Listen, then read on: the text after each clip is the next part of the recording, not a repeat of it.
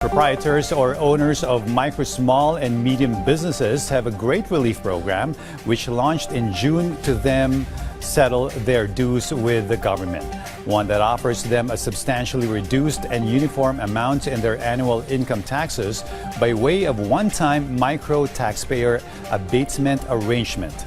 Our Gab Humilde lays out the particulars of the program in this report. In his fifth State of the Nation address last week, President Ferdinand R. Marcos Jr. highlighted the implementation by the Bureau of Internal Revenue or BIR of the one-time micro taxpayer abatement program, which was launched just this June. According to BIR Commissioner Charlito Mendoza, the program aims to help taxpayers, especially micro-small businesses, to reduce the taxes they pay. Under the program, taxpayers can settle their tax obligations for the amount of 5,000 pesos per taxable year.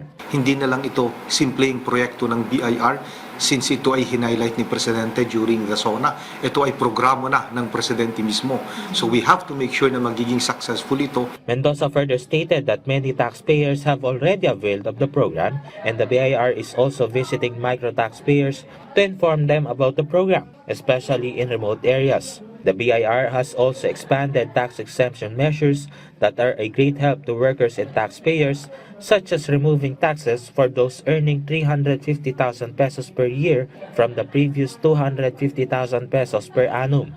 An estimated 15,000 pesos per year will be added to employees' annual take-home pay. The official also assured that the program will not affect the BIR's target revenue collection. Between 5.1 to 6.3 million taxpayers are expected to experience an increase in their take-home pay based on the data from the Department of Finance. Malaking tulong sa kanila yan.